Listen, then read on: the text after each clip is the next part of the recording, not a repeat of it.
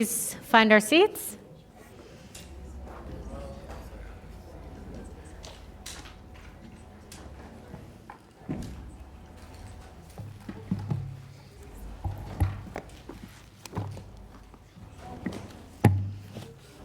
How are you? Okay, so the topic du jour is PalmTran. Who will be doing the presentation?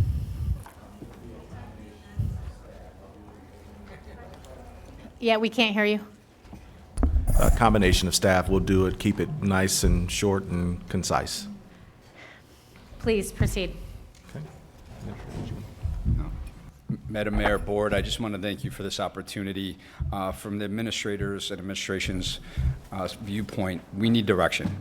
This is one of our largest line items in our ad valorem tax dollars. It's an important department, as we all know, and we're going to go over some statistics with you today and seek direction from the board. Thank you, Madam Mayor. Mayor, Vice Mayor, Commissioners, start with just the highlights with the PalmTran. You'll see our overall budget, $322 million, 655 total employees. There have been some increases. You can see in that middle box up top, whether it has been traditional increases, the paratransit increases, salary increases. There also have been grant increases in funding that's been received. Today we'll talk about the 77 supplemental positions, if the board wants to consider any of those for reductions. Every department was asked for a base operating reduction. PalmTran was able to meet that, $4.5 million base reduction, as every other department was asked to do that. And today what we want to present to you are some other reductions for consideration and seek direction, as the administrator said, so we can finalize budgets moving forward. Thank you. I think I went too far. So I think it's important for us to look at some of the financial or changes we have done to impact our finances. As you know, in January, we made some realignment of the connection program, and it's trending in the right direction. We created the ADA ridership coverage area, and then services beyond the 3/4 mile outside the fixed route services. We created what we call bus link. Before January's changes, the demands were increasing at an average of 12 to 15% per year. Since that change, we have seen a reduction in demand, where it's now approximately 4% per month reduction per year, or the demand has reduced by to 4% per year. Before January, we received an average of 266 new applications for connections per month. And after January, we're only seeing about 174 new applications per month. Also, in February, we made some adjustments to the bus link program, and it's also trending in the right direction. Could you repeat the application numbers again? So the number went from 266 new applications, Mayor, per month to about 174%. I'm sorry, applications per month. 174 per month. Per month, Thank yes, you. ma'am. On February bus link alignment, we're seeing the same trend in directions. We were spending about $168,000 per month, and we're now spending around 24% per month. Excuse me 1 second. Commissioner Powell, you're recognized. Thank you. Ms. Maldonado, you said and this will be, I'll let you get through the presentation, but you went from 266 to 174. Was that based on just normal changes, or was it based on the changes that we had implemented? Or was it, what impact did or what variance or variable did those changes have on this number from one? So, Commissioner, I believe that the changes occur as a result of streamlining the process that we had before for folks applying for certain services, by us creating one, which we call Connection Plus. Is streamlining the process where folks who were probably applying for the most part, recognize that this, the whole purpose intended behind the services that we provide for folks that are disabled. I believe also a major factor there was improving our eligibility process. So we're now paying closer attention to those applications as well. So there's a whole host of different things that we're doing internally to streamline the process to make it more efficient and reduce the impact on cost. While we're on numbers, and I think we are going to let you get through this presentation, do we know currently how many people are riding PalmTran? Yes, Mayor, do. Between paratransit and the Yes, ma'am, PalmTran? we do. We actually have Benesh Engineering and Planning Services. They did an actual study of our ridership, individual ridership for fixed route services, and that number is estimated to be about 21,900 unique riders. We think that number may be higher. And of course, they did, they're here to answer any question that you have. For paratransit services, we And to be think- clear, we're talking unique riders, we're not talking ridership. Yes, ma'am. Correct, unique riders. Is that fixed or both? That is fixed route alone. And then your paratransit is close to 16,500. 16,500. Yes, Mayor. Please proceed. Okay, perfect. So, very quickly, I think I just jump in to the presentation. There you go. I'm going Oh, too fast. excuse me one second. You said that there was a study done Yes. to find out how many unique riders there were. Do you have a copy of that study? Yes, just, Mayor, we do have Was a it sent copy. to us? I could definitely send that to you as well. Yes, it will be my pleasure to do so. Thank you. Yes. Madam Mayor, in my personal opinion, to really get the exact number, we have to invest in technology, do an app, have actual rider accounts that are linked to their trip. Obviously, that technology is out there, and we'll be moving to that eventually. Well, that's why I'm asking the question, because I've been asking all along how many unique riders we have, and I keep getting the same response, we don't know. So I'm a little amazed that suddenly we know. Correct. And I would be, if Mayor, if you would like for them to come up, I would. we're going to No, do that. Yes. please proceed. Okay, thank you, but they're here to answer any questions. So very quickly, as you can see from the slide that is before you, we rely on a mixed type of funding, local, state, and federal funding. Obviously, we get $76.3 million in ad valorem, $33.4 million in gas taxes, and about $11.3 million from fares and advertising. These funds are leveraging a significant amount of state and federal investments, around $31 million in operating grants, and about $129 million in capital grants. Something that is very interesting about this is that the federal capital grants are 100% funding using toll revenue credits with no cash match required.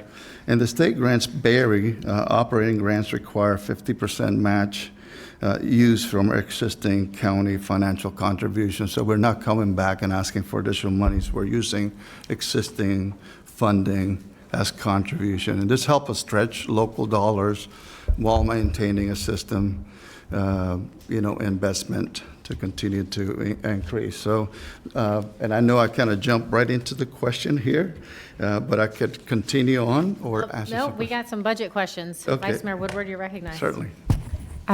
Thank you, Mayor. Could you go back, I'm not sure which slide it would be on, to help us understand the formula fund money that we get back based on ridership? Where's that category, and how are we able to use those funds? Okay, and I'm going to allow our Director of Administrative Services, Lynn Johnson, to answer that Afternoon, question. Commissioner. So yes, we do get formula funds from state as well as federal partners. Our bulk is our 5307, 5339, that's the name of it. That is primarily a capital grant. However, we are able to utilize for operating the maintenance of those assets. So currently what we do is we transfer about $9.3 million of that approximate $25 to $30 million allocation each year. $9.3 million goes to the fixed route maintenance, so it covers maintenance salaries, and then we transfer an extra $2.1 million over to paratransit, so $11 million of those capital funds goes over to offset our operating costs. And then on the state side, all of those funds, $6 million in block grant goes to cover salaries for operators and other administrative employees. That makes up that $31 million that you see here in the revenue by source breakdown. That is a combination of federal and state funding. That's the operating grants one that's, okay. Absolutely. And so if it's based on, the formula funds are based on ridership, is it boardings, does the boarding count, or is it individuals? Because we've talked about that. It goes by revenue miles as well as passenger miles. So it is, it's a multifaceted formula. It's not just one. So you also have there your census records. They look at the population for Palm Beach County, your passenger miles, your revenue miles, and all of those incorporated in order to figure out what the allocation is from the federal government split into the Tri-County area. Okay, and the last question on that, is it fixed route and paratransit that we get formula funds? For the formula funds, it's just fixed route. Just fixed route. Okay, thank you. I have a couple questions. It says here on the revenues by source that we have $76 million that every year is getting allocated to, Just this is for the proposed 2027, 76.2 million of ad valorem. and how much was given last year from ad valorem? It was 79.2. So there has been a decrease this year of ad valorem funds based off of the reductions that we've done so far. And then gas tax, it says is 33 million, Correct. right? And gas tax is also what we use to repair our roads. Correct. There is a split right now between Palm Tran and engineering based off of the statute, how those dollars are split, yes. But it's not a statute. The board voted to allocate The ordinance, I'm sorry, yes. the ordinance, not a statute. Correct. Thank you. Also, so we have operating grants of 3122. So what is the amount, the minimum amount that we would be required to match? So the operating grants right now, the bulk of which are coming from the capital funds, as I said, there is no match. It's a toll credit revenue from the state, that is the match. So we don't need to, yeah. So it's, to go further, so our grants that we get, there is no requirement by the federal or state government for Palm Beach County to provide public transportation, if that is your question. We receive the grants due to the fact that we provide public transportation. The only grant that we have a requirement to match is the one, it's our transportation disadvantage, and that's a 50% match. And how much is that? It's a $3 million grant that we get. We get a and $30 million grant? $3 million grant. That's for the transportation disadvantage, yes. So the only amount of money we have to match is that $3 million? The 10% off of that $3 million grant, yes. Okay. On the next, the slide before this one, I had a question. But It says- Mayor, before we go on, you said two different things, so I want to be clear. The transportation disadvantage grant is 10% match, not 50. 10% match for the transportation disadvantage grant. Okay, because you Yes. said 50. And And then you corrected to 10, so I just want to make sure we're all on the 10% for the same page. transportation disadvantage, yes. Thank you. Thank you. The federal capital grants it shows here says it's over 120 million. Am I reading the slide before That's this one? correct. Yes, the 129 million for this proposed budget year, yes. And that's money we're receiving? No, that is monies that goes back to fiscal year 19. So if we haven't spent it, of course, we're rolling it over until those funds are spent. So this particular year, if you look on the first page, we have $26.3 million of additional grant funding. Because a lot of those are long-term projects, capital renovations, things of that nature, and those grants span 10 years from the times that we execute them. Vice Mayor Woodward, you're recognized. Thank you. On the capital grant, what constitutes capital? Is it just the buses, or is it also bus stops? stations? Buses, anything bus that's- stops, building renovations, equipment, computers, all of those. Anything that exceeds that threshold, $5,000 of capital, it would fit. As long as there's no maintenance, that's like operating costs to maintain those, yeah. Okay. One-time purchases. And so of total, how much money are we spending every year and everything for paratransit, PalmTran, all of it? What's the total number? So that's a good question. So our budget for this coming year is 322 million, as we have there. That is the proposed budget. What we're spending, actuals, much less, because as I said, a lot of those capital grants don't get spent down every single year. Well, yeah, that's the budget, including things, Exactly. funds that we move forward in, but I'm talking about what's the actual cost. Yes, So for operating or capital? the total Okay. cost. So last year, fiscal year '25, we spent $175.1 million. 175.1, and then that is what is broken down in this first pie. That is the to- proposed budget for fiscal year '27. But to fund what you're asking for. This is where it's all gonna come from? No, the 175 is the actual spent by PalmTran, including all ad valorem funds, grant funds, everything. Got that? What I'm asking is revenues by source. Go ahead, Correct. Commissioner. I think what the mayor might want to be asking is of that 175, how much is ad valorem taxes?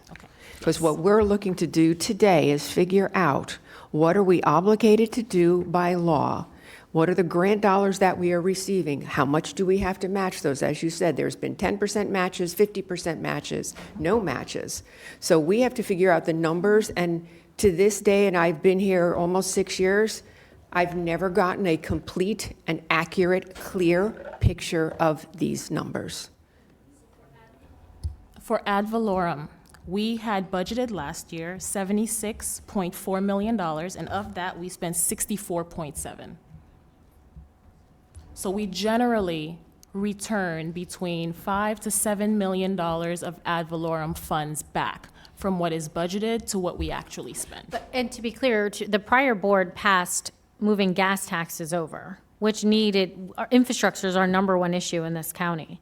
Before gas taxes were taken, weren't those also ad valorem dollars? Correct. Prior to gas taxes, it was fully funded. Whatever revenue shortfall we had was fully funded by ad valorem.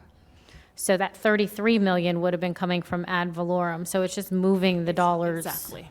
Yes, around. that's correct, Mayor. I think I'm good for now if you want to proceed. Thank you.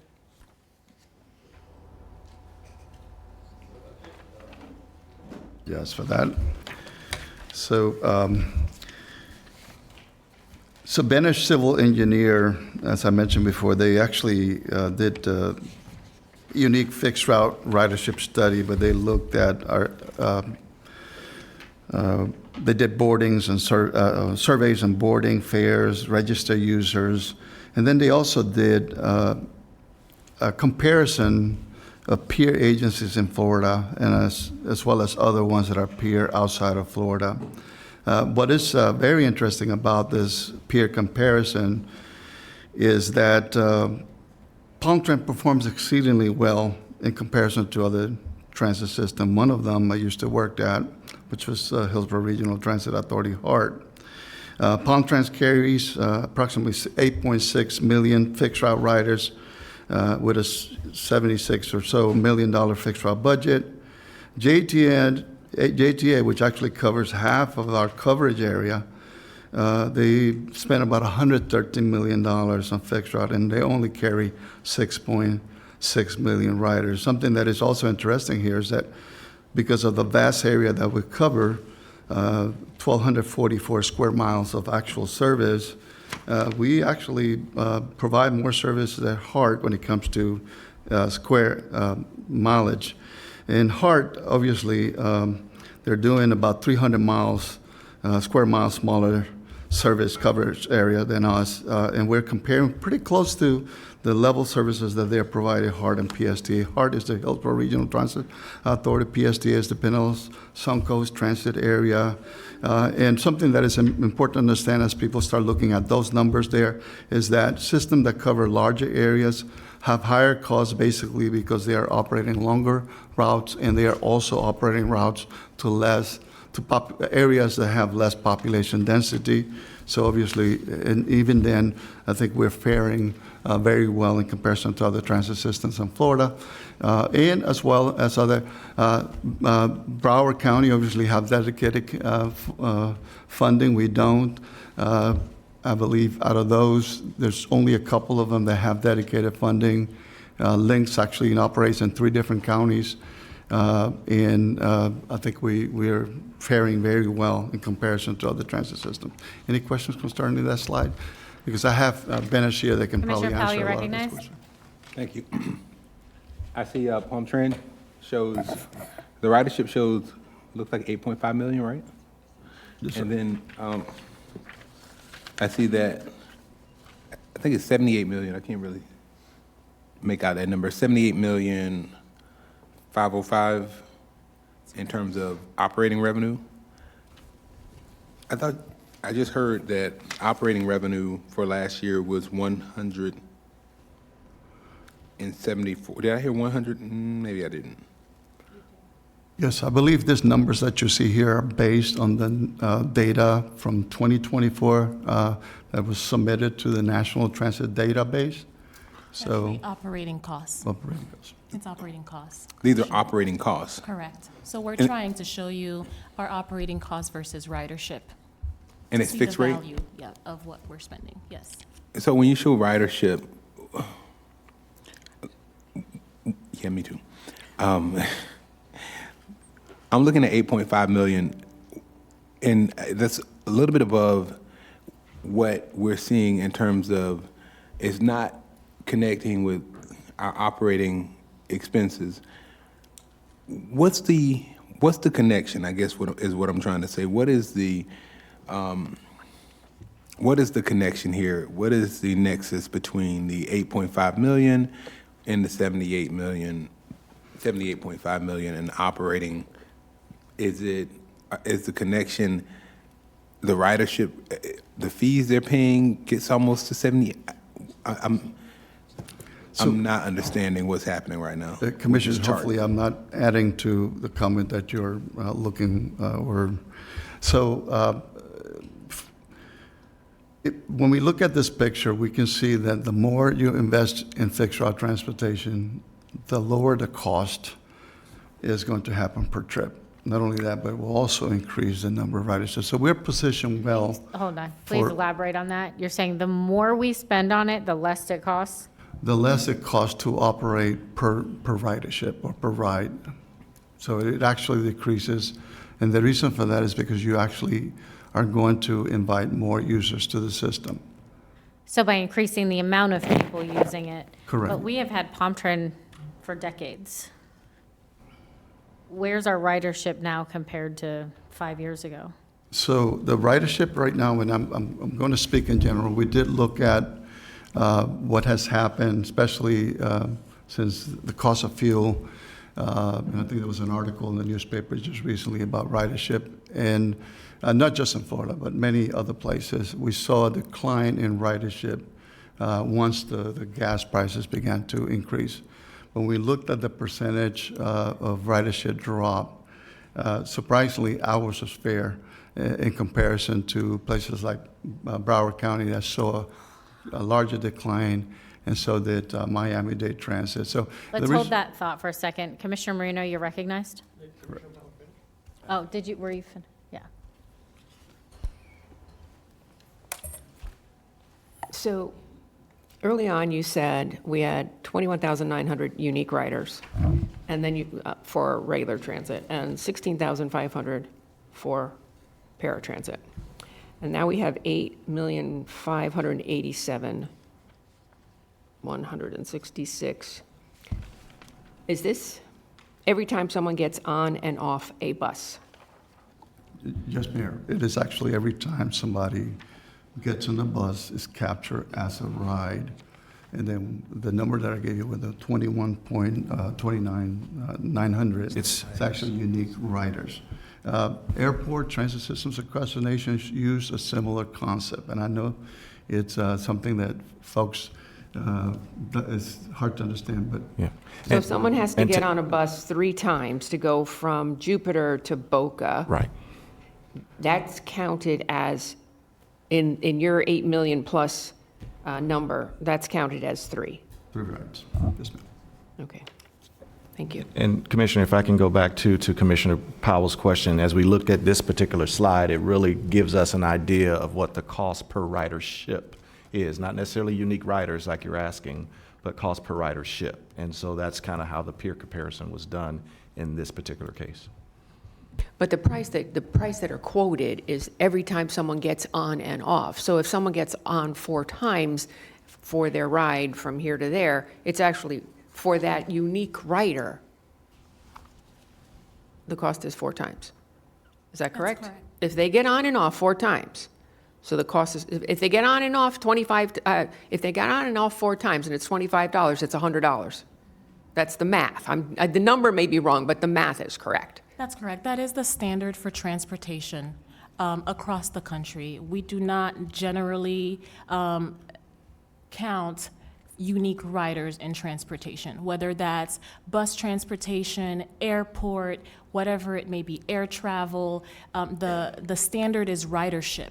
How many people are using not how many people, how many times are you transporting people in your system? So that $8.5 million reflects our ridership and the trips taken by Palm Tran across the county for fiscal year 24. And I know the number is in here because I've read it, but could you please tell me what for regular bus and for paratransit, what is the cost for someone to get on and off? So the customers are paying $2 per single ride for fixed route. That's their cost. What's our cost? Our cost, based on the numbers that you're looking at, I'm looking at the National Transit Database, is $9.14.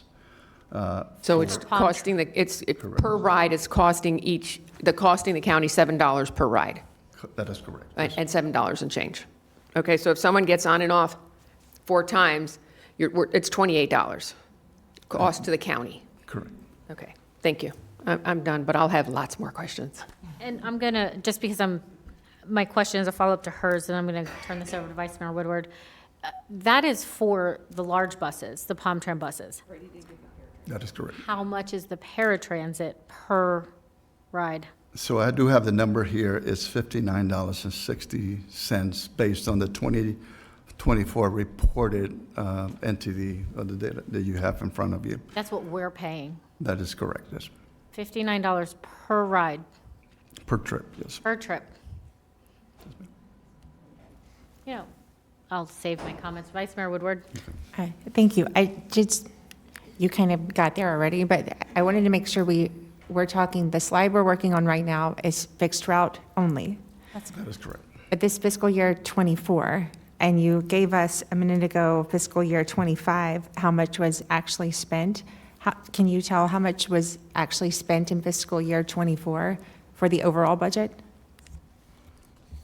So for fiscal year, for everything, paratransit. Everything. So for fiscal year '24, including capital grants, $229.3 million was spent. For ad valorem, 67.5 was spent in fiscal year '24. Okay, and so this is showing us, if I'm reading this correctly, and it's a little small, we spent Fixed route. $78.5 million just for fixed route, Just for fixed route. out of the $229 million. That's correct. Because that 229 includes, let's see here, over $100 million of grants. So, And we spent that on buses? What did we no, I'm spend that on? sorry, I'm looking at adopted here. 22.9 million in grants. So that's what I want to make sure. So we did spend $229 million? We That did was spend spent. 229 spent, including our grants. But for fixed route, in fiscal year '24, we spent $77.1 million. And that's what this is? Yes. Okay. Yes. How much of, and so was the rest paratransit or was the rest? Paratransit, correct. We spent $60.2 million on paratransit. So total operating between fixed route and paratransit for fiscal year '24, $137 million. Okay, thank you. Commissioner Flores, you're recognized. Yeah, so we are talking about trips, and we've established that we have on the fixed route 21, is it 21? 21,900. 21,900 riders. Ivan, Mr. Maldonado, what are these people doing? Why are they using the bus? So based on, apologize, actually, turn it off. So based on observation and the folks that we work with and the customers that we work with, most of the folks that are using the service are going to work on the fixed route system, or they are going to other necessary needs. We have a different dynamic. I've worked in different transit systems, and my personal observation is that most of our users that use fixed route depend on it to be able to go to work or to go to educational settings, colleges and that sort of thing. That is going to be the primary use. And a lot of it is because of the distance that affordable housing is from workplaces or work centers in this county. What time does the fixed route end? It ends in some, it depends on the route. Some of them are earlier, but around 11 o'clock at some 11 routes. o'clock. So it's fair to say that these people aren't going to party downtown on the weekends. Is that fair to say? That is correct. All right, so these people are using transportation to get to work and go grocery shopping and make sure that they are able to do what normal people have to do on a daily, in our daily life, whether it's picking up your cleaners or whatever else. Would that be fair to say? I would think so, sir. So we're saying the example of 4 exchanges per destination, let's say. Is that an accurate example that a person would get on and off a bus 4 different times? Or what is the average?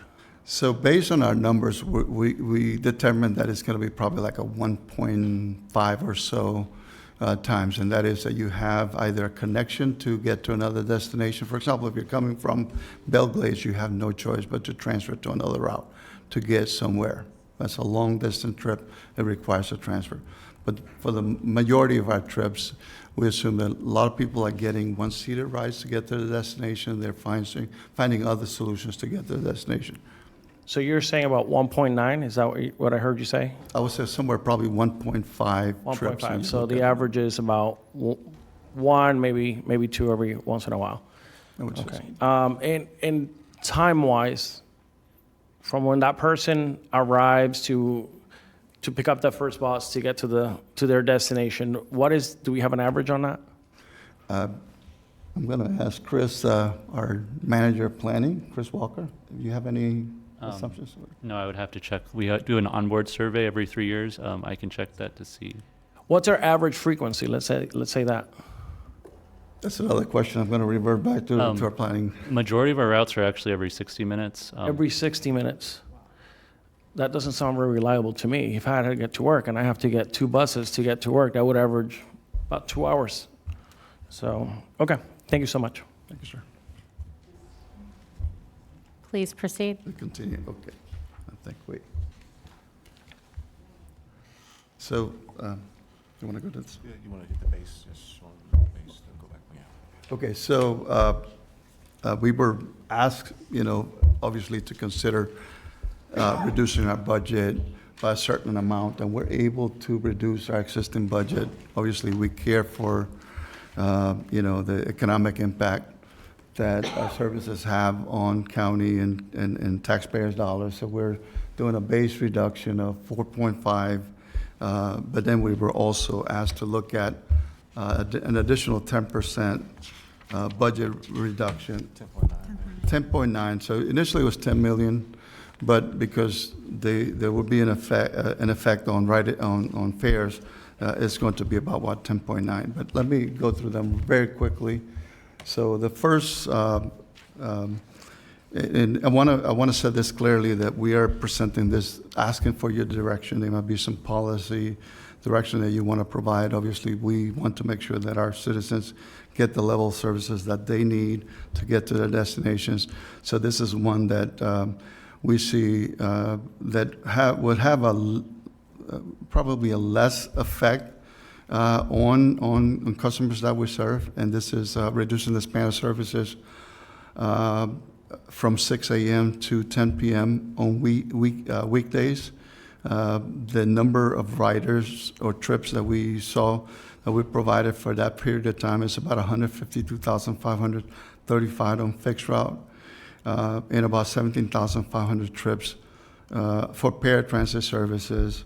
What's important about that is that 152,000 trips, we're looking at around 600 fixed route users. Now, these folks more likely are not transferring. They're going straight to work in the mornings or returning back home in the evenings, and then about 70 disabled paratransit riders per day that will be affected by this change. The greatest effect or adverse effect would be on folks traveling long distance, such as the example that I gave you with folks coming from Belgrade, traveling to school, work, healthcare, and that sort of thing. On the paratransit side, those 70 disabled customers are either going to work, and many of them are going to dialysis centers. Basically, the next slide just shows you the 19 routes that will be affected by this change. And as you can see, they travel pretty much across the whole county, serving different districts.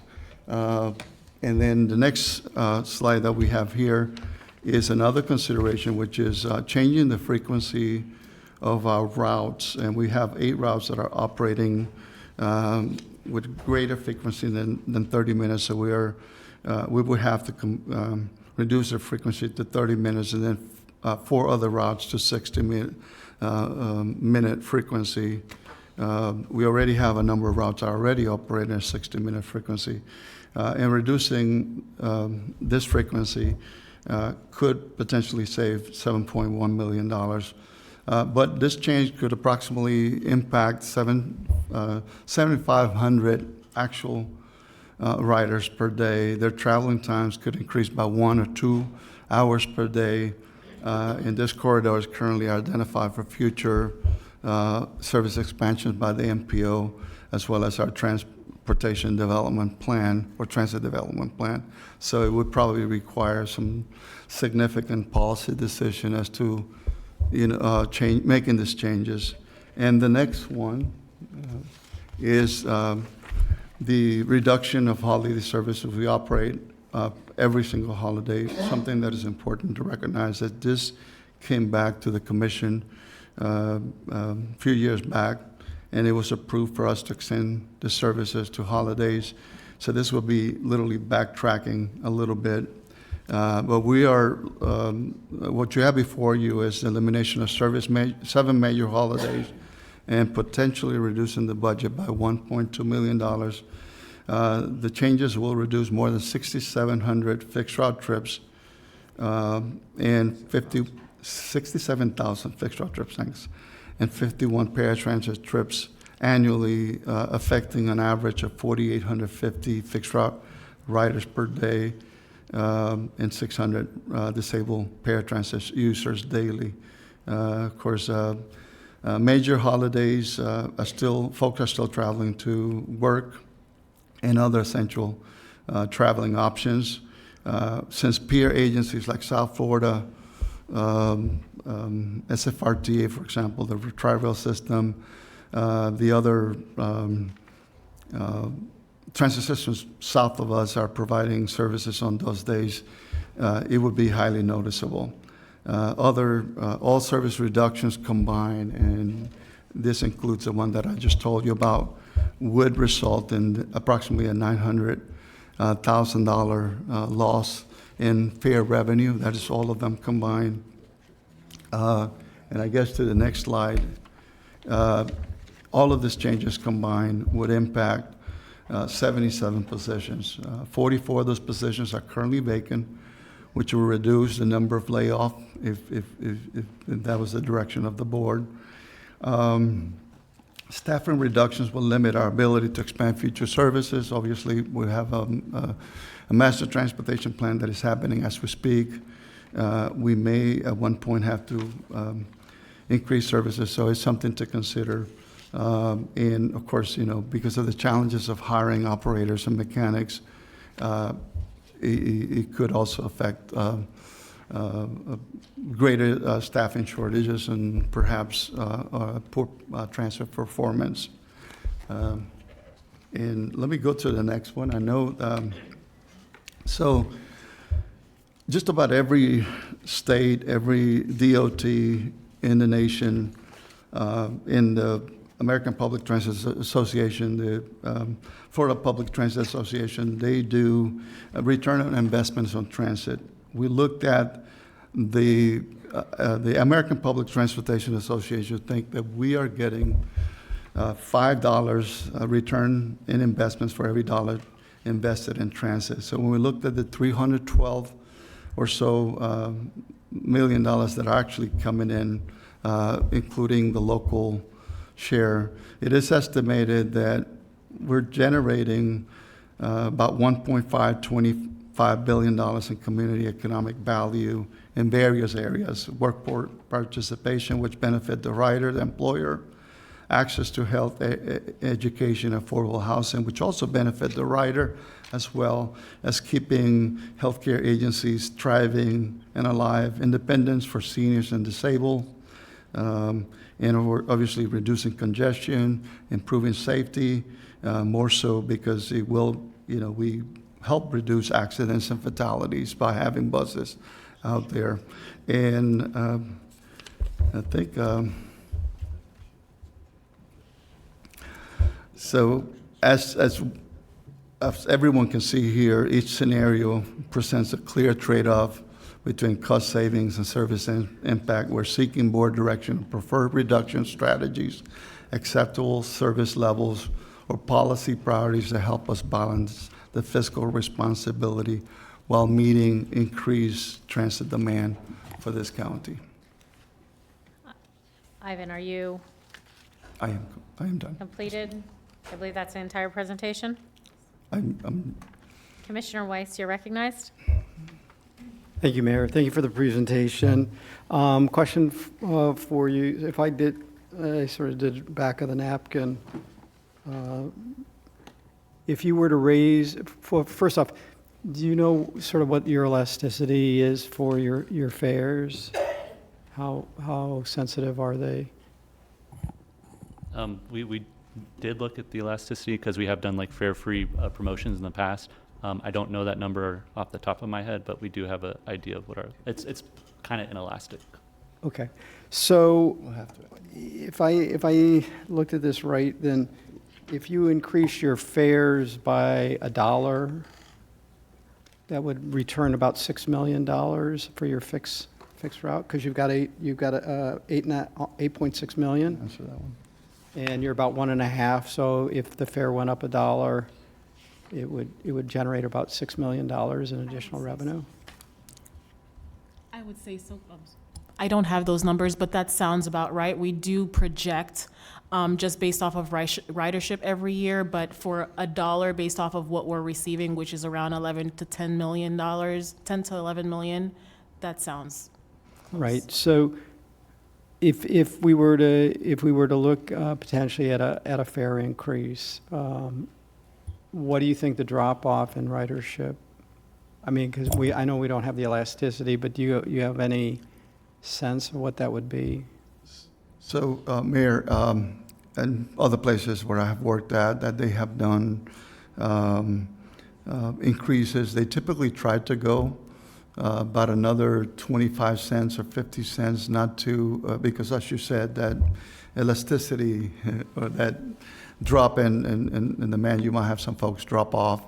It eventually evens out as people get to, we thought the same thing when we increased the the fares for connection, and surprisingly, a lot of folks continue to ride. Obviously, they have the need for the services that we're providing. Yeah, I would think But- connections correct. is a different, I mean, they don't, for a lot of those folks, there's no real alternative.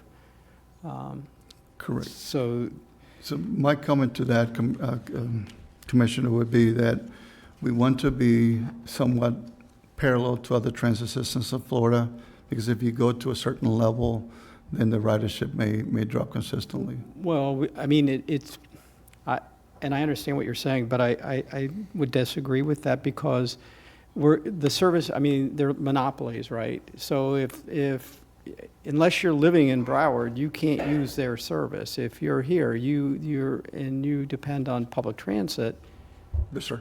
Agreed. this is, you have no choice. So, I mean, I understand what you're saying, but I think I would disagree with that. But, I mean, if we're trying to, get this budget to work, and I know it's important to keep the service, I mean, I don't want to charge people anymore, but if it's a small increase per person per day, that would seem to be something that we should be discussing, and that's not part of this discussion. So I wanted to introduce that.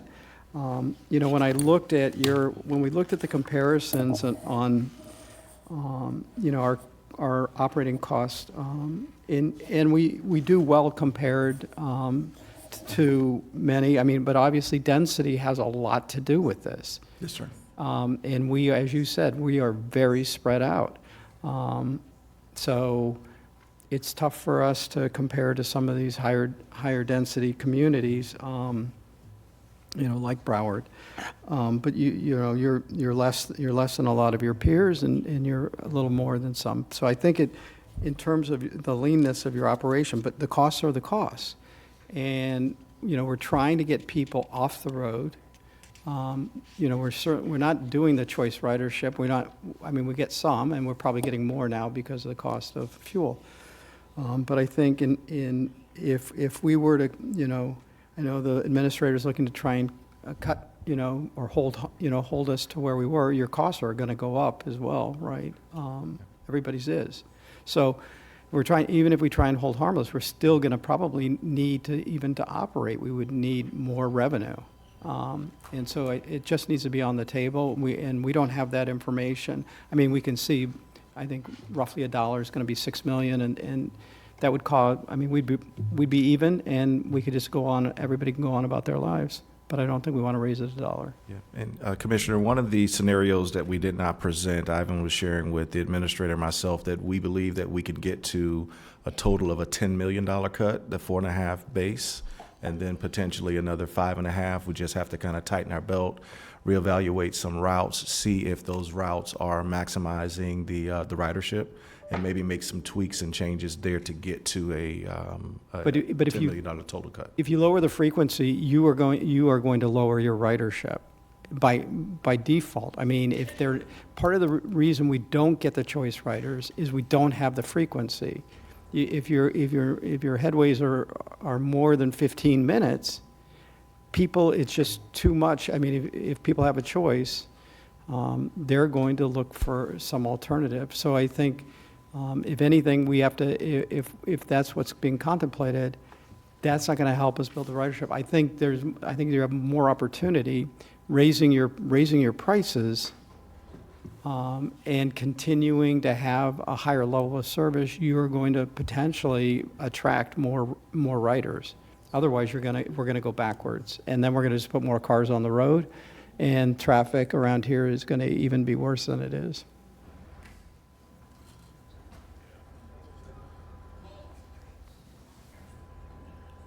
Vice Mayor Woodward, you're recognized. Thank you, Mayor. Quick question on the fares. We would have to do a fare analysis before we could raise our rates anyway, wouldn't we? That is correct, Vice Mayor. And that takes about how long? Yes, and something I wanted to point out, I think the last time we raised our fares was in 2014, so definitely that's something we could definitely consider. So I think it might be worthwhile to do the fair analysis, and then actually we can work from real numbers, and then if a decision is made at that point, we can actually make it. Because either way, we have to do that first, right? That's correct, Vice Okay. Mayor. Well, I would be interested in having that done so that we could actually make a decision based on, real numbers. Because that will also give us, where, like the sweet spot of where this is, where not to impact people to where we would lose ridership, but what can the system take? So I would be interested in that.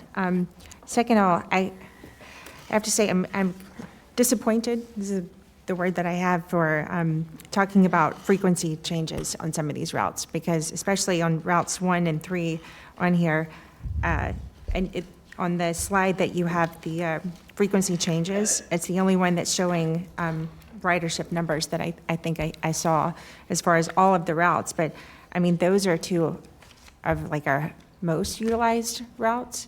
So it kind of brings me to my question on when's the last time we did a real like route analysis? Because it's the density of the housing and the density of the employment centers, the destinations, like those are the most important, I think, parameters when it comes to us forming these routes. I mean, we can't spread the peanut butter over the whole county. It gets too thin. It doesn't make sense. So like which of these routes do we really get the most bang for our buck? Because I kind of feel like we're spending Cadillac dollars here and not really getting that out of this. So we're spending a lot of money, and some of these routes, and the ones that are once an hour, they're never going to get better. But the ones where we have high ridership, I would not be in favor of increasing the frequency, especially because on the right times of day, those buses are standing room only. So any of those, it just does not make sense at all. Why would we consider doing that? However, there are other ones, and is it because it's a once-an-hour route, or is it because we just don't have the density centers in that area where they're being picked up and not? And that's an analysis that we need done, because we're guessing here a little bit. Mm-hmm. And, the stories are nice. I would rather just have numbers and facts, and where are we picking people up? Where are they going? And does this make sense? And are we connecting them to the places where they live and where they work, or they go to school, or whatever it is? Like, where are our connections? And I don't know, when was the last time that was done? We did do it in 2018, and the board directed at the time that they wanted more of a coverage model instead of a frequency model, where they wanted to spread out service across the county so that everybody gets a little something. But that analysis was done back in 2018. Yes. Why did they switch from a frequency to a coverage? Was frequency not performing?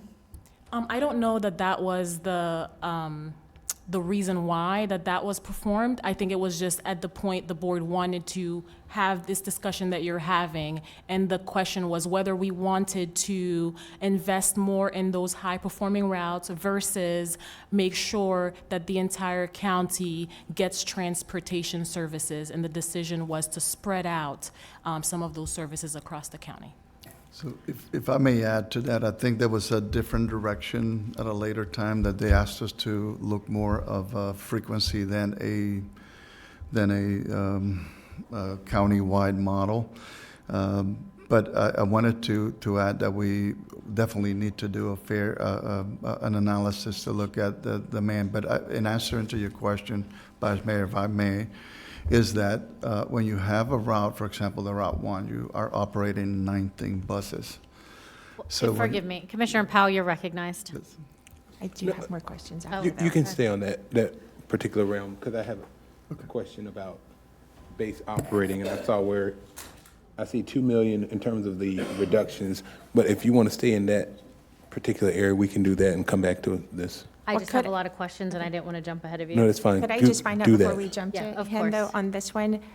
What would it take for us to be able to do that same analysis? Because a lot has actually been developed and built since 2018. I mean, we've had a large influx of population. I know a number of areas have really been building out. I think it would be worthwhile for us to do that again, and for this board to then have the discussion on frequency versus coverage. And, for us to, I would just want the biggest bang for our buck. If we're going to spend this type of money, it needs to be really picking people up. And anywhere I've ever traveled where public transportation works, people don't necessarily have to schedule their day around a bus stop. They get to the bus stop and they're like, okay, oh, I missed the last one, but okay, another one's coming in 15 minutes. I'm okay. If you don't have that, we don't really have a public transportation system. So it's just, in my opinion, just one commissioner, for us to try to be all things for everybody, we're going to end up with a lot of once-an-hour buses, and that's not really conducive to most people's existence. I mean, you can run 3 minutes late and you've lost an hour. So that's my opinion. And the simple to answer that is we will make it happen. And we will have something for you all to take a look at within the next 4 months or so. Hold that thought. Commissioner Powell? Thank you. I wanted to go back to base operating reductions and reduction one operating 4.5 million. I see here, two of the big cuts would be overtime, $2 million, and it looks like repair and maintenance, parts and supplies of $1 million. What's the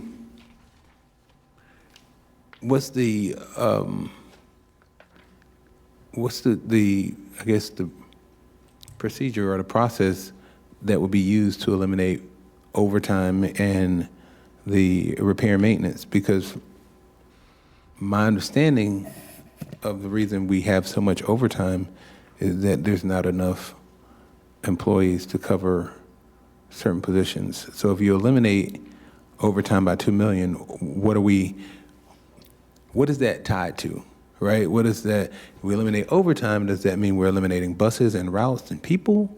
Or we're just proposing to eliminate overtime, and then if we're eliminating repair and maintenance, are we eliminating buses? So you have less buses, you have to do less repairs.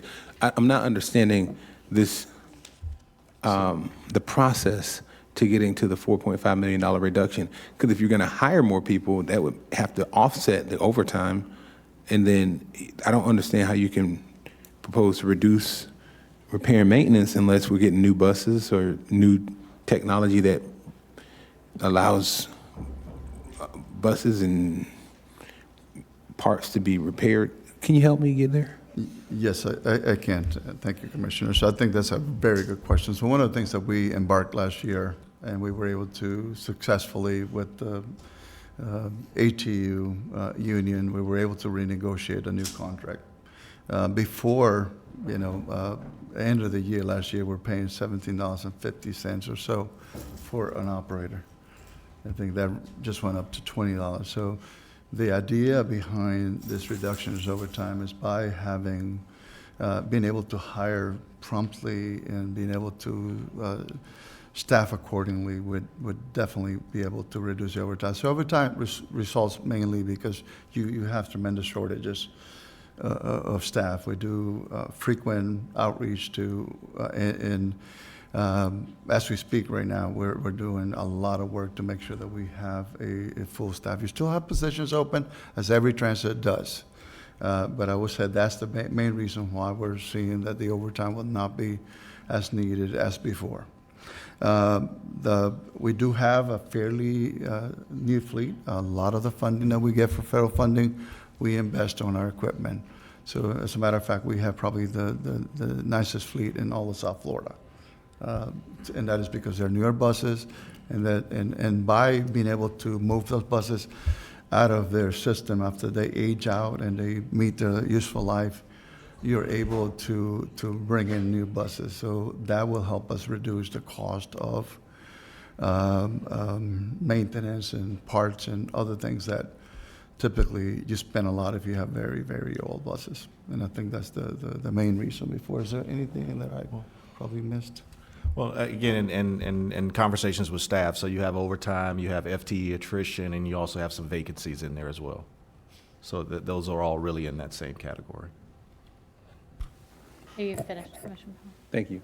So, Madam Mayor and Mr. Maldonado, with that being said, if we're going to eliminate the overtime, and you indicated there would be more people hired, does this take into account the additional hirings and the additional new, because there'll be a cost attached to that, right? Does this account for all of those things that you had indicated with regard to your response?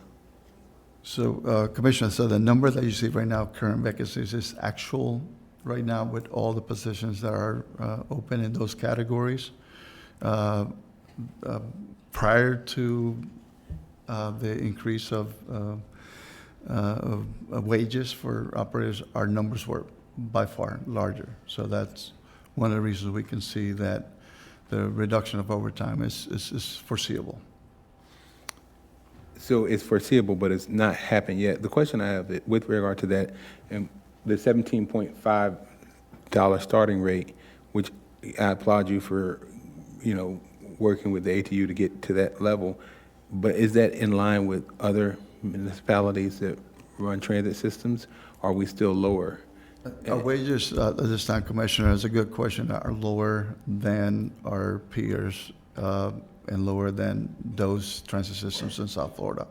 But you do believe that even though we're lower than other transit systems, this will have the...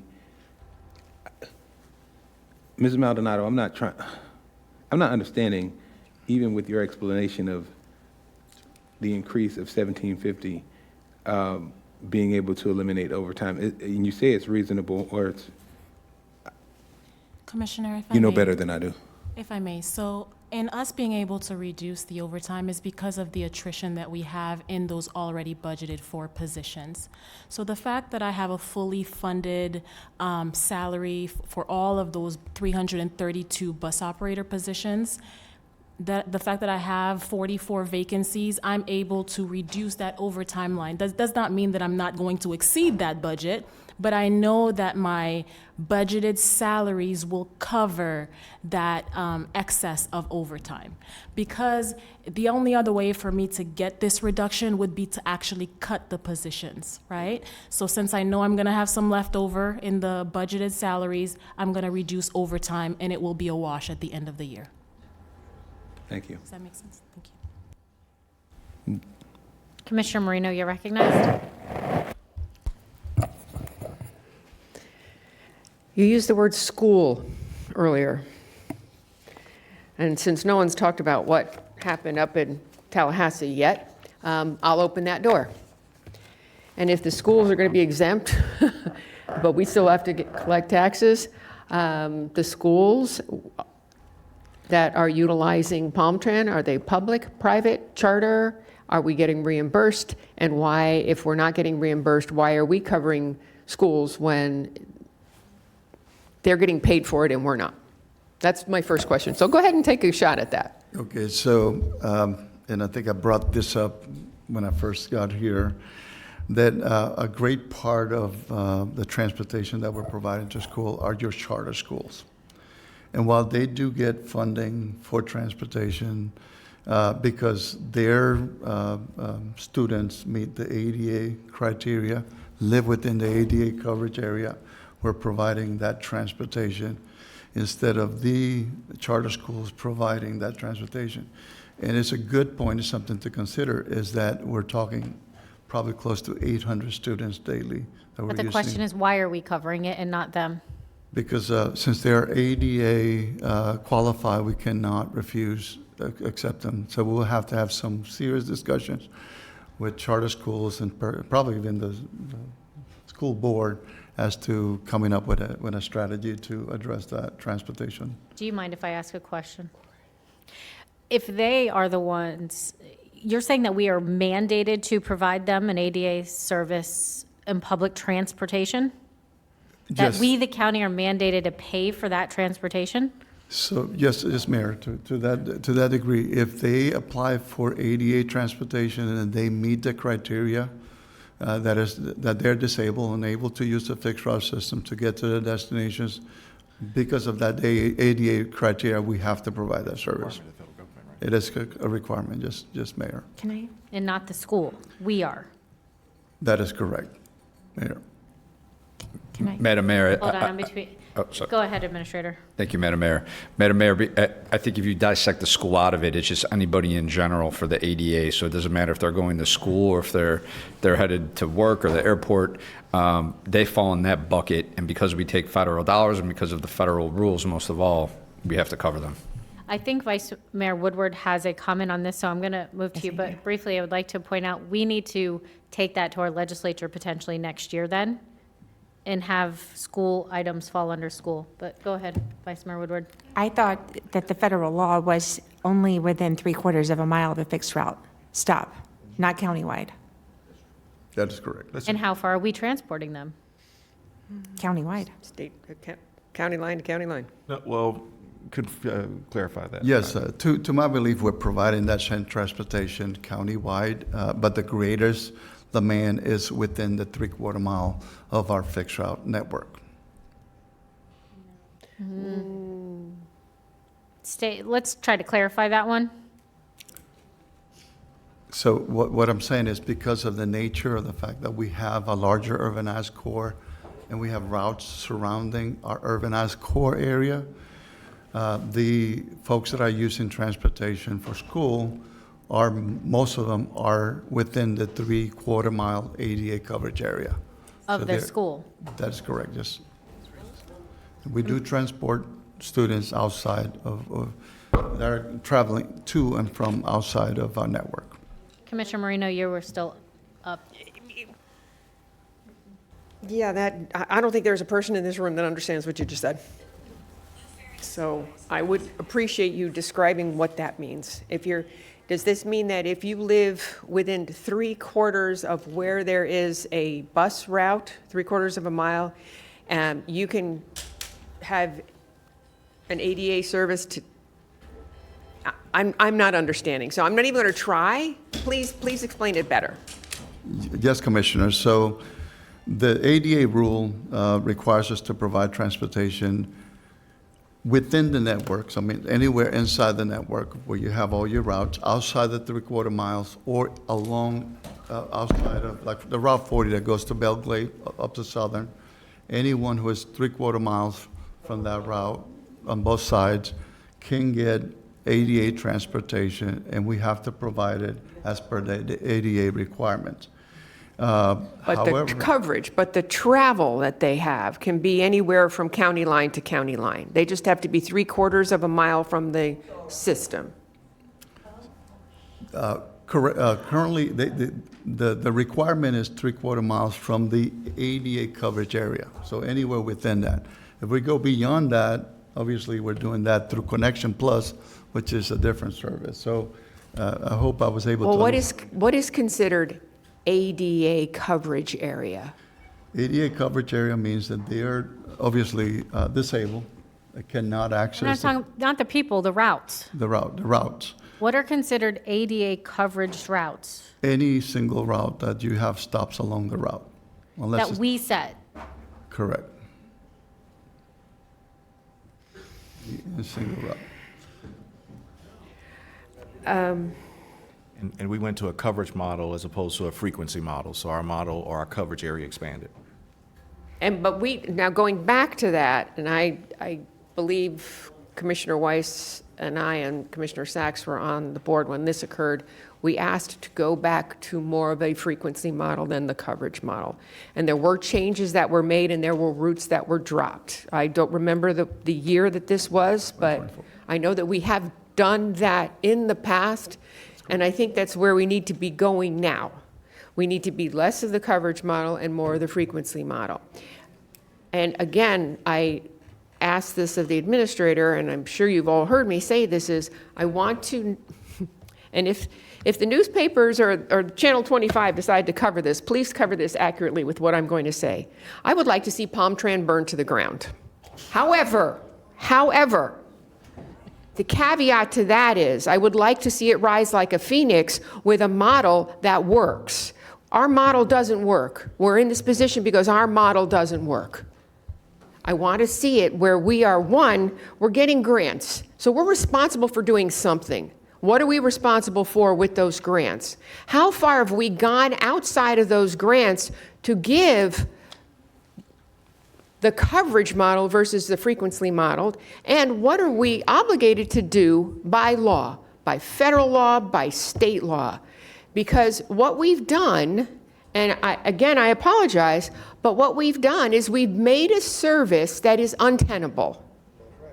And we can't afford it. And after next Tuesday, we may not be able to afford anything.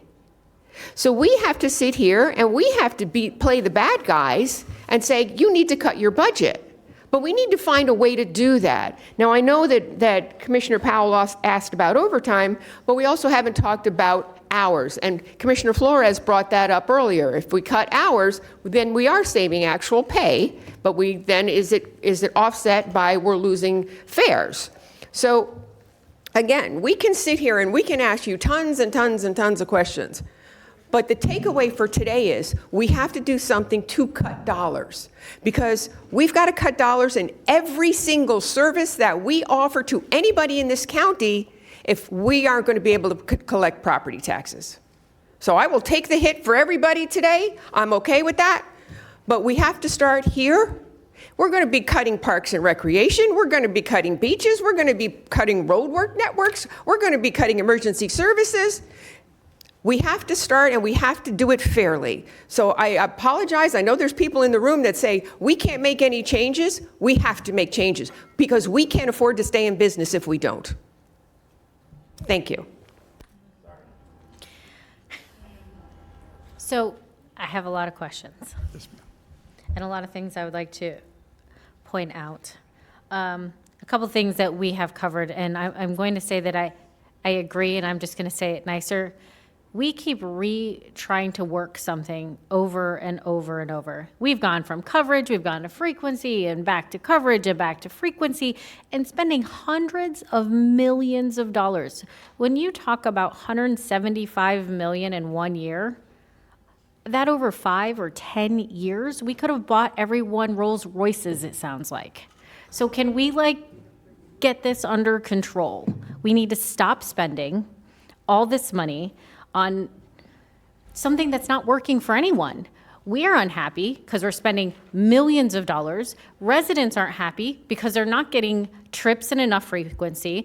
They're standing out in the rain. They're having issues with getting to where they need to go, waiting an hour or two or so on. It isn't working. So when Commissioner Marino says burn it to the ground, I think, yeah, scrap the whole thing and start over. I think is what we're trying to say here, and find something that works for everyone.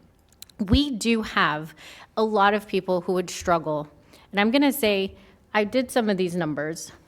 We have 100, if I don't just look at the ad valorem dollars you gave us, right? Because just in ad valorem, the numbers that you were giving us, last year we spent $79.2 million. You have to add the $33 million to that, because the ad valorem dollars, the $33 million in gas tax, because the ad valorem dollars are now funding the roads. So you just shifted money. So an over total number is still about $110 million of ad valorem dollars. Just because we've shifted funding doesn't make it any less real.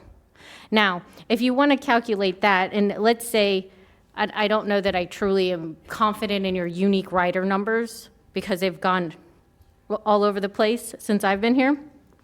If you took 37,500 unique riders out of and 110 million ad valorem dollars, that's roughly $3,000 a person, right?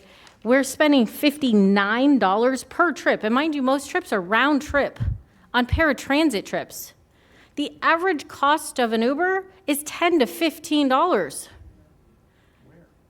I take Uber all the time, but you can Google it now. An average cost of an Uber trip is between $10 and $15, even if it's $20, okay? We are still spending $59 one way.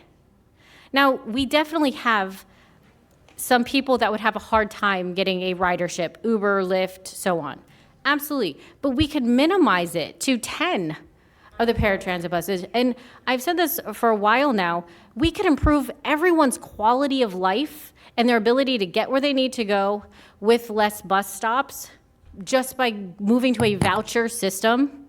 We could save hundreds of millions of dollars.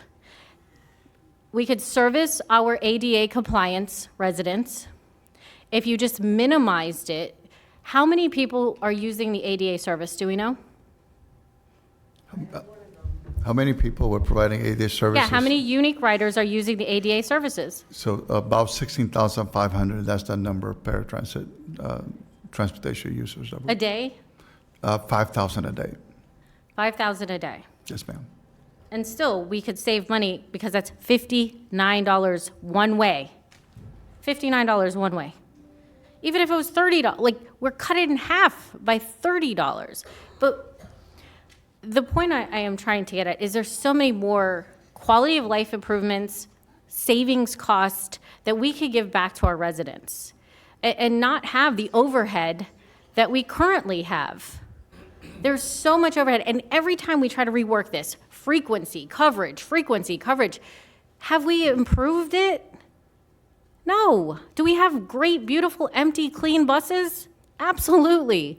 Are there some that are standing room? But there's a way to rework this. Have the ones that are full with standing room only, if they have relied on this, find those and minimize the ADA and turn a huge portion of this. I keep hearing people say, and I've heard it multiple times, and I hear it even at the now MPO, about less cars. Are these people really not driving a car because there's a bus? Or are they taking the bus because they don't have a car?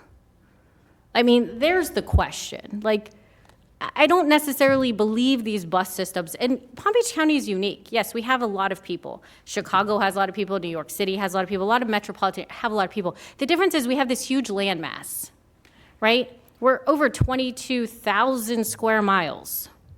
If you want to include our part of the lake, it's even larger. We have this huge area. But if I was a person who had to take PalmTran to the grocery store, to the neighborhood place, to wherever I'm going, I would rather be able to get a rider service with a voucher system, allocate amount, and just take you directly there.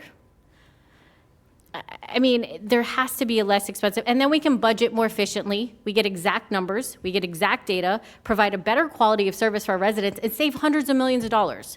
I'm also going to go on to say that, yes, we are looking at cutting potentially $300 million from legislation. Everything. There's going to be cuts everywhere. This isn't unique. So if there was ever a time to scrap a system and start all over, now's it. Let's cut the dollars, but also improve people's quality of life. That's a win-win for everyone. And then they're not worried about rain, sunshine. As a mother with children who had to use strollers and car seats, and if I needed to go somewhere, I'm not trying to cart them off to a bus stop a mile something away, or take this first and last mile thing that we did for a while was crazy. You're gonna expect a parent to get into a car, to get to a bus stop, to go back to another car, to get to where they're going. That is the most inconvenient thing I've ever heard of in my life. Some might agree, some might disagree, but we have tried this whole back and forth, frequency, coverage, how do we do this? It's not working. Everybody is, I've never heard one person say that I love PalmTran except paratransit, and that's still $59 per ride. And that's what I'm gonna say. Commissioner Weiss, you've been waiting. You're recognized. Thank you. I want to go back to the issue of the charter schools. So they're pulling down transportation dollars. Yes, Commissioner. Are we getting that money? No, Commissioner, we're not. Why not? Do we have the ability to demand that funding? We sue them for it? We would have to look at what the leverage we have over that. I don't know if there's If they're a way that we taking can- money and we're the ones doing the transportation, that it would seem to me like they're defrauding the state. Commissioner, we'll definitely look into that. Okay. Part of what's going on here, though, is we talk about budgets versus actual costs, and it's apples and oranges, and that's part of the what's clouding this discussion. And I think we can't work on budget. I mean, budgets is the plan for the year, but, which is, that's great, but we need to be working on the actuals. And you have given us some of your operating, some of these operating numbers, so we do have some in front of us. But there's what's happening, I mean, in this discussion, we're mixing up budgets and actuals. And so I think we need to make sure that we're looking at that. To this idea and understanding the costs of the paratransit system, so many of these people are very vulnerable, incredibly vulnerable. If an Uber driver drops somebody who is visually impaired in the wrong place, they are, I don't even know what the word to use to describe that, but they would be, because I try not to swear, but they would be really messed up. And we can't have that. You can't have that. Not in any community I ever want to live in. And there are people who take advantage of this service, and I know you guys are trying to work through that and with the reapplications and so forth. And we're making headway. If you say we only grew 4%, we're still growing, but at least you're starting to deal with some of that, because people do, unfortunately, they can use other services, they choose not to, and to the extent, I think the money can be found in here. I don't disagree. Here's the thing, transit works in some communities really, really well. And what you're hearing from my colleagues, I think, is we don't see that here, and I think there's a number of reasons for that, and part of it has to do with just the sheer density. A few weeks ago, Administrator, we were in San Francisco, and that's a very different. I mean, within that 7 square miles, how dense that is. We have nothing like that here, thank God. Unless you like, for people who live in San Francisco, I guess they like it, but we chose to live here. And so that creates some challenges for us. Traditional transit may not be the only thing that works for us, but I agree with my colleagues that we really have to rethink this, but we have to figure out a way to make transit work here. It needs to work here. Our community needs it. There is a myriad of reasons why people can't drive a car. Some may be health issues, some will be financial issues, some may have to do with legal issues, that they're not allowed to drive anymore. But we need people to be able to get to work. We need people to take care of themselves, because if they can't do that, then they all fall back on the government for everything. So we've got to figure it out. And I think you're really close. And once we're there, I agree. This fair stay absolutely has to be done. If we haven't done that since 2014, shame on us. But we've got to figure this out. Commissioner Flores.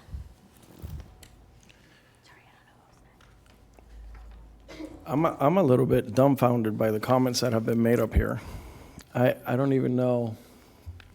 I don't know where the disconnect is with our community, but a measure of a community is on how well you take care of those vulnerable in your community. And what I'm hearing is we're almost ready to turn our back on some of these individuals. I am concerned about the 22,000 individuals that rely on this transportation to get to work every single day.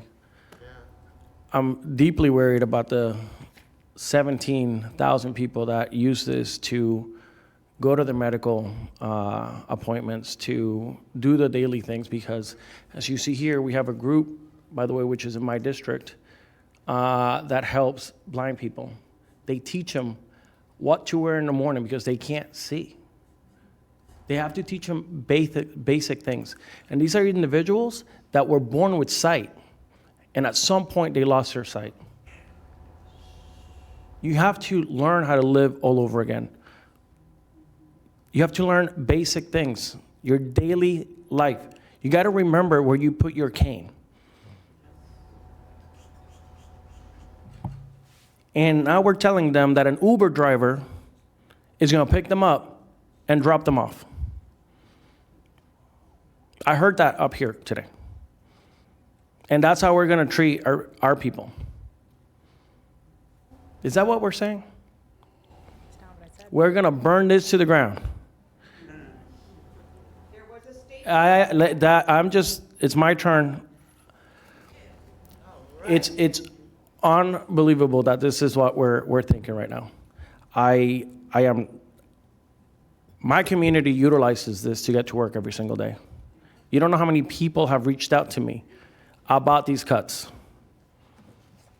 and how it's going to affect them. I've heard from so many people from out west, Belle Glade, Pahokee area, that rely on getting in that bus at 4:30 in the morning to get to work here early. And I understand that we have to maybe facing cuts because the state is proposing property taxes, absolutely. But that's not until next year. Don't be fooled. That is going before a ballot probably in November. But we're making these cuts today because some people on this board want to have to cut this year, not next year. We're not even checking to see if this passes or not passes. And that's where we're at today. We're trying to make cuts for what could be, what may happen today, instead of waiting to see what actually happens. So I am happy that you were able to find $4.5 million to cut in operations. I'm happy that we increased the minimum salary to $20, which will help get people here at a decent starting salary, so that we don't have to continue to pay on overtime. I'm very happy about that, those measures that was passed by this board recently. I'm also happy that we made changes to the paratransit, to that 3/4 mile program. We're also making investments in that paratransit with technology. We've discussed about that. So we've made a bunch of changes, and we're not letting them play out. We're not let you see where these changes have made impacts into the total ridership, into the total cost reduction that you guys had estimated. I think that's what we should truly do. And if we want to make adjustments, let's talk about those adjustments. But right now, we're just looking at trimming and making cuts, without rhyme or reason. I'm not in favor of that. There are people, their livelihood depends on this paratransit and transit program. And I'm not willing to roll the dice. So, thank you.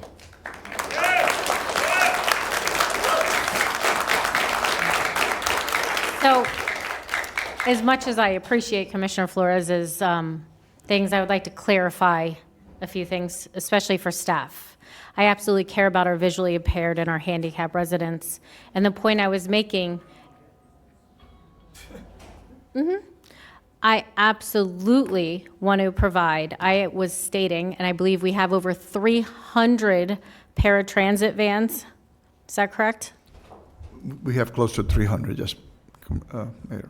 The point I was making is I think that people, especially blind people, and for those of you who don't know, I worked in ophthalmology for over 10 years. I know exactly what it's like to be blind, and not 100%, but to be, excuse me, I misspoke. I don't know what it's like to be blind, but I do know that I have worked with a lot of blind people in that profession who have cried to me that they couldn't do their daily tasks. So it is a spot that I absolutely do care about. So I would never say we should just stick blind people on an Uber or a Lyft or a rideshare. My point is that we leave a small portion of our paratransit system to service just those that are not able to use a rideshare type of system and leave their service intact, because I do agree on one aspect that we should protect our vulnerable, but that is not to the tune of 300 plus paratransit vehicles. That's why I suggested minimizing. Find out how many can't use a ride share. Let's find out how many can't, that shouldn't be left, that shouldn't be there. So that is what I was saying, to clarify that. Absolutely, they should be able to get to where they need to go, and people who can't use rideshare. But let's find out what that is. That is all I was saying. There are a lot of people that use paratransit that would probably be perfectly happy and able to use a rideshare system. Commissioner Marino, you're recognized. Or excuse me, Commissioner Powell was first, and then Commissioner Marino.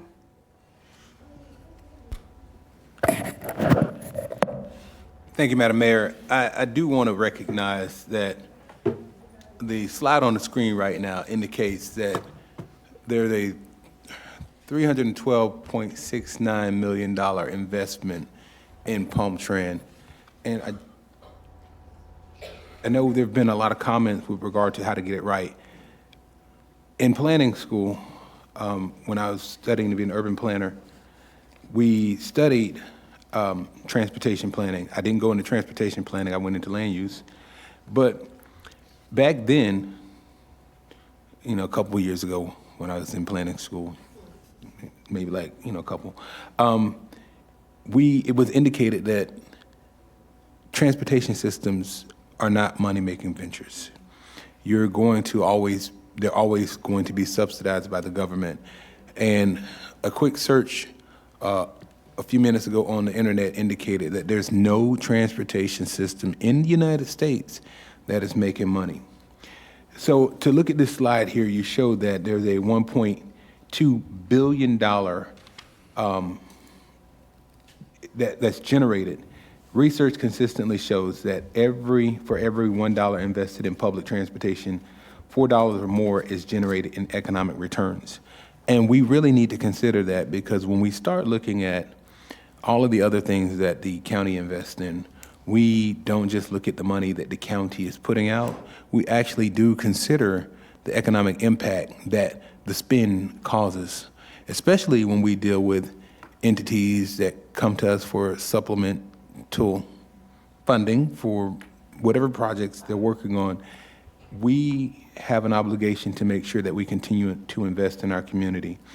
I'll tell you this, to piggyback off of some of the things that you all said, no pun intended. I don't know what it's like to be blind, but I do know what it's like to have to get my mother ready in the morning before I go to high school to get on a paratransit van to go to dialysis, and to make sure that she gets home from dialysis, and to make sure that she's able to be taken care of.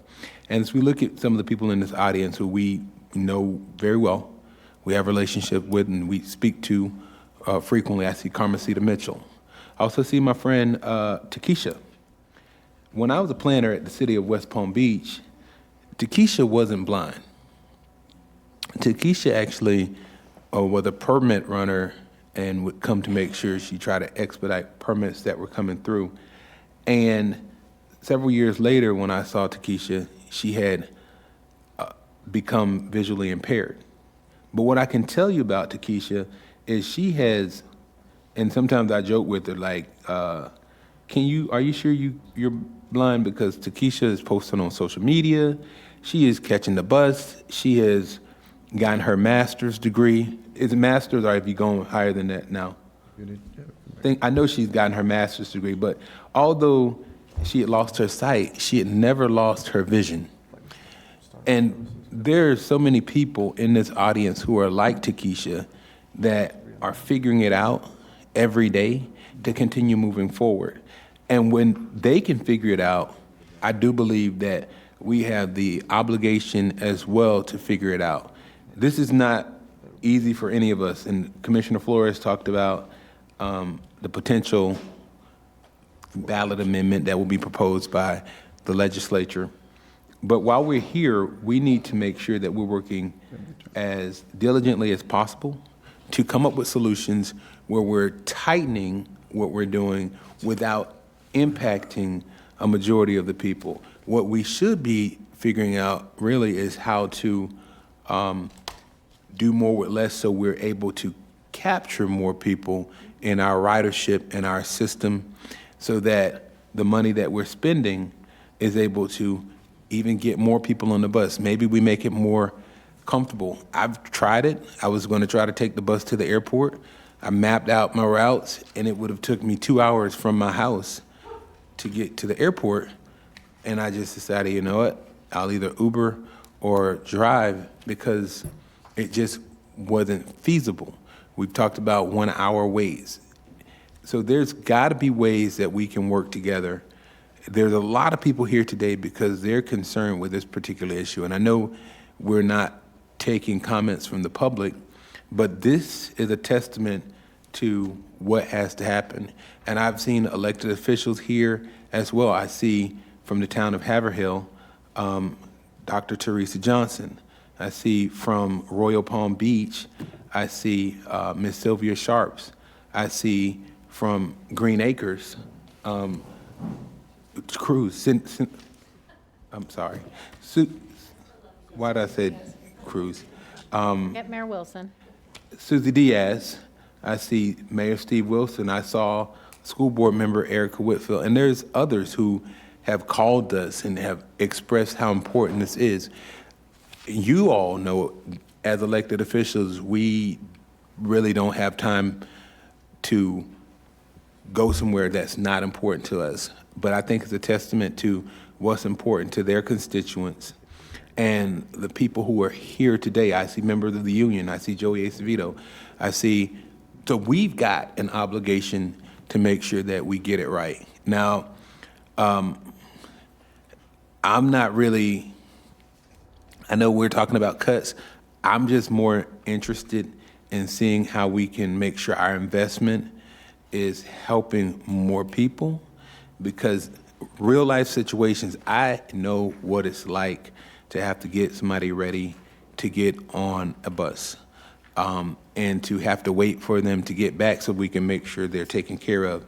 And many of the people here today know that same feeling. And unfortunately, everybody can't say, well, I don't want to take a 2-hour trip to the airport, I'm going to drive. Some people actually have to plan that out. You know what, the night before, they're packing their clothes, they're getting ready, because if they've got to get to the doctor, they know it's a 2-hour trip, they know it's a full day.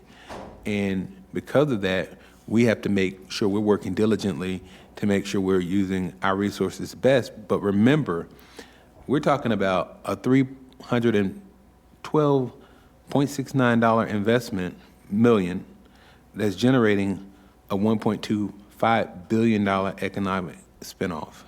It's not like we're throwing money into a system that does not have an economic impact. So please, please, please take that into consideration as well as we look at ways to improve the system, not eliminate it.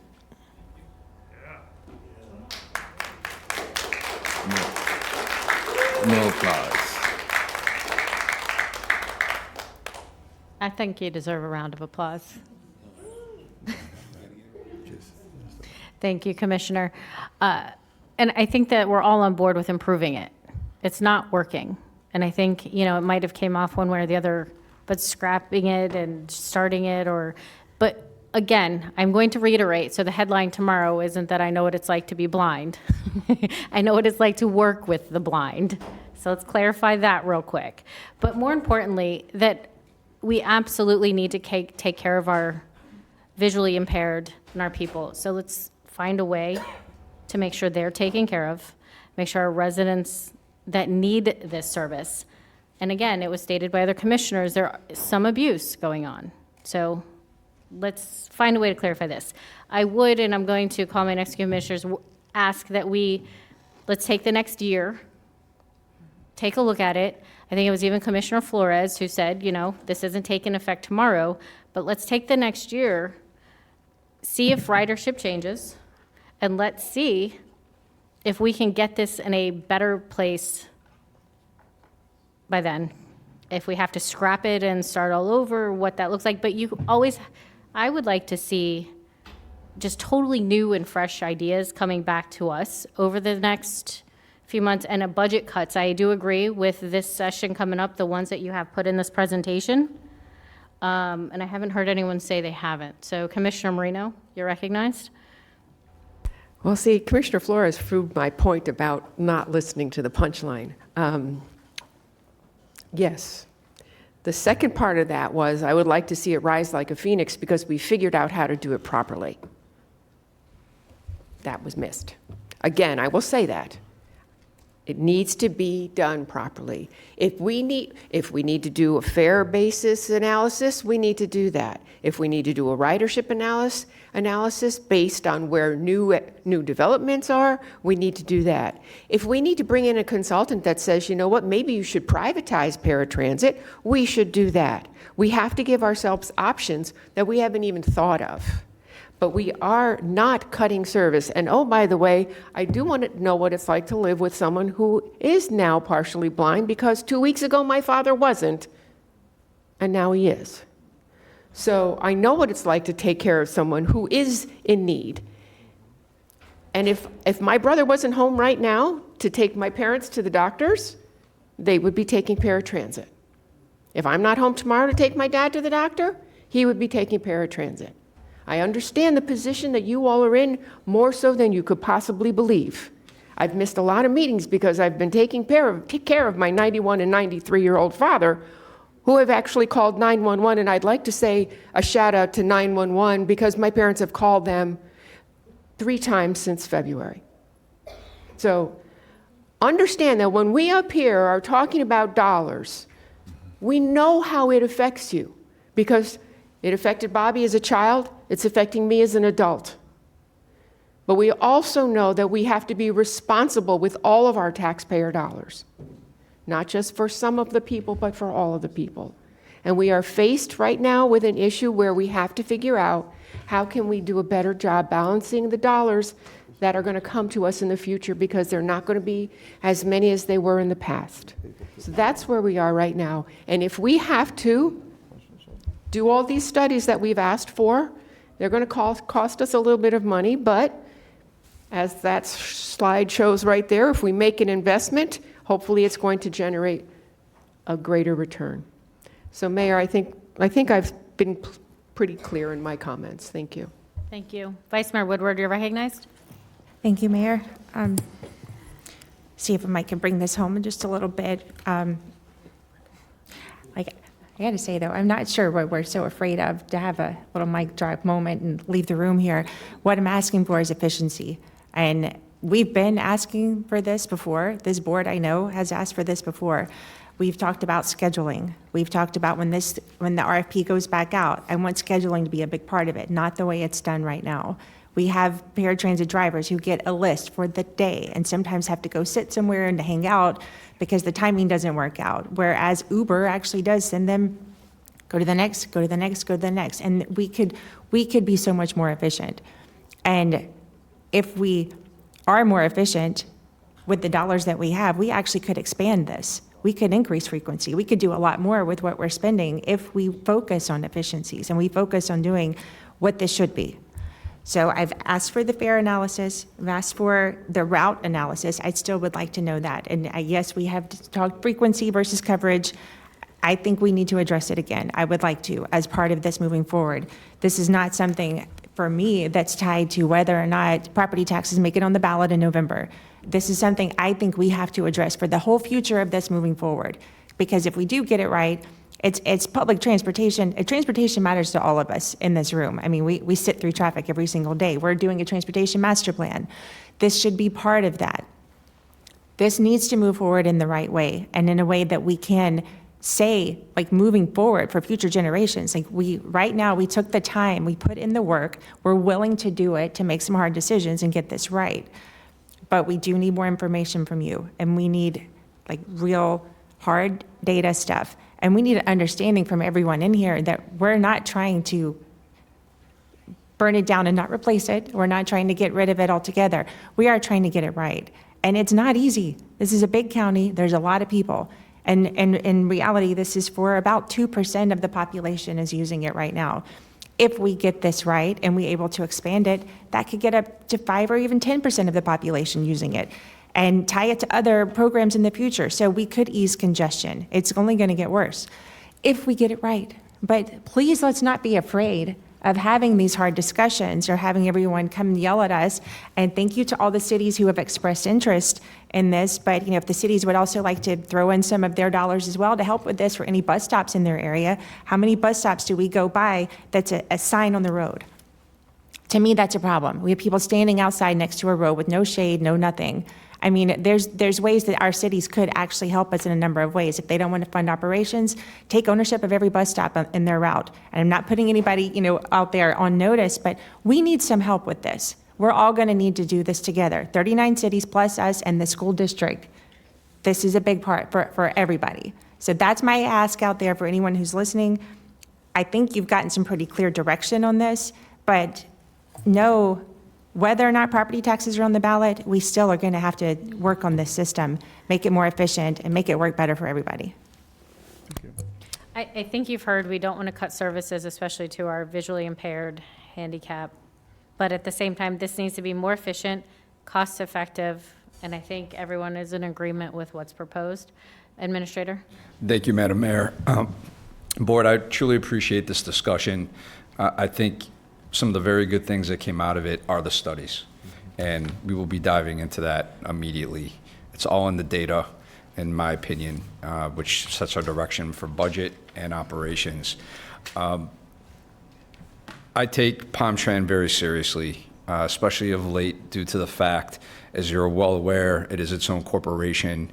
The corporation head, official signer and head, was the immediate past Chief Deputy Administrator. I just signed it over. It was signed over to myself. So my name is CEO, head of the corporation. So with that said, there has been some changes at the top. Jonathan has been on in that role, in his role with Palm Tran less than a month, and as well as myself. We have dove in over the past 3 weeks. We're already internally looking at different operations as far as HR. Palm Tran is its only department that has its own HR that doesn't come up through administration. We're looking at ways to bring that now over to our centralized, or at least reporting-wise, over to our building right here at HR. I want to get this right.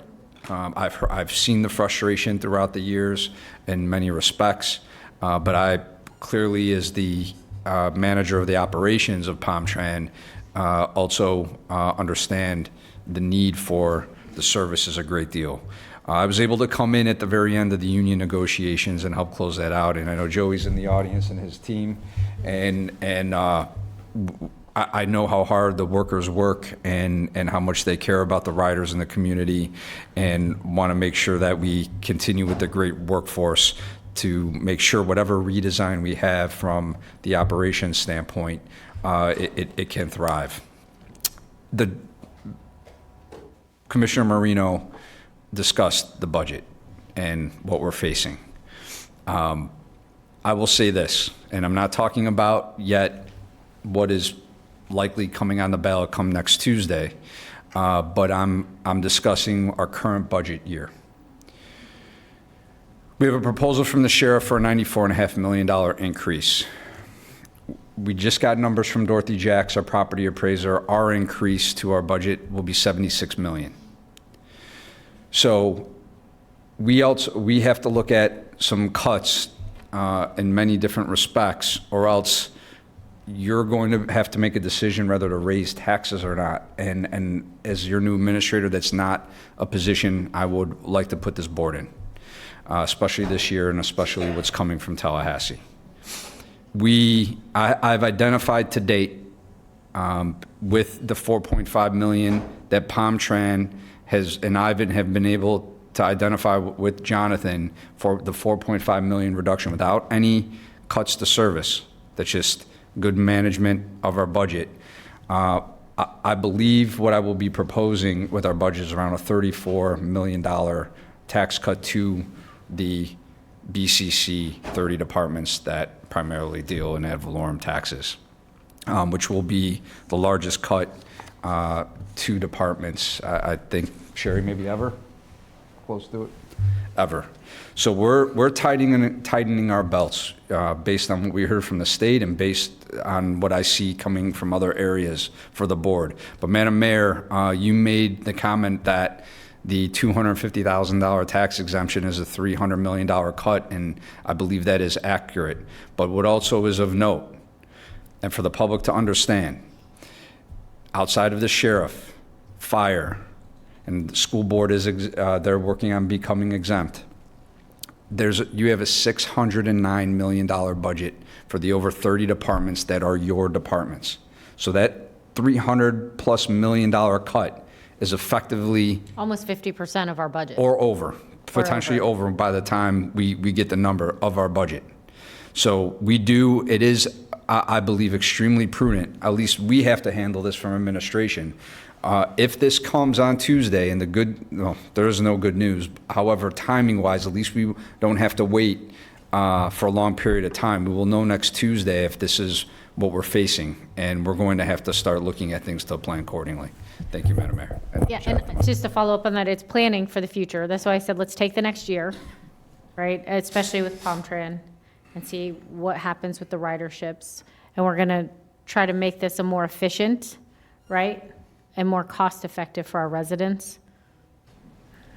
Yes, ma'am, Mayor, Vice Mayor, Commissioner. So again, the 4.5 million in base cuts, again, we believe we can get to. We believe we can tighten our belt a little bit more without the impact that you've seen today on the services. And so we definitely appreciate you all letting us work with OFMB so we can come up with a better number, more than the 4.5. It won't have the drastic impact on the services as we've discussed today. We can start looking at some of the vacancies and see where we can create some savings from those vacancies, but we think we can get you a better number than the $4.5 million base cut. Thank you. I do not see any lights from the rest of the board. We will do commissioner comments. Commissioner Marino. I think I've said my piece, but I just want to say thank you to several of the board members that reached out to me over the last 2 weeks. It's been very difficult with my folks, and it's not looking any easier in the future. So you're going to all have to have a little patience with me because I may be taking some time to take care of my parents. Thank you. And forgive me, I skipped Attorney Audi. Good afternoon, Commissioners. I received some information yesterday, and based on that information, I'm requesting the board's permission to schedule an attorney-client session between the Commissioners, County Administrator, myself, and other assistant county attorneys in the office pursuant to Florida Statute 286.0118 to discuss pending litigation, settlement negotiations between, in which the county is litigating between Transit Village LLC and Palm Beach County, case number 2024 CA 001949 AMB. I have a motion by, And to give public notice of the private meeting for an attorney-client session to be held at 1 p.m. next Tuesday, June 2nd, at the Makita Conference Room. thank you. I have a motion by Vice Mayor Woodward. I have a second by Commissioner Weiss. All in favor? Any opposed? Please say the motion carries 4-0. Thanks. Okay, Commissioner Powell.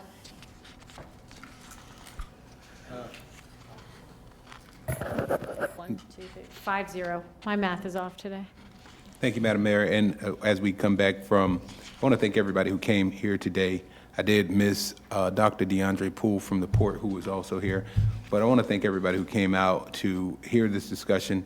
I know individuals wanted to have their voices heard. We hear you. We have spoken to many of you.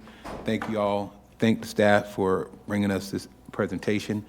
We're coming off of a Memorial Day where many of us got the opportunity to participate and just honor those who have made the ultimate sacrifice in terms of their lives and the Gold Star family. So I do want to keep that in mind as we've come back from that weekend, Memorial Day. This weekend at Roosevelt Middle School, there will be the fastest kid in Palm Beach County track race. I will be attending, taking my daughter. She may participate. There also will be adult races. I am smart enough to know that I will not be participating in any adult races. A swift decision can impact your life.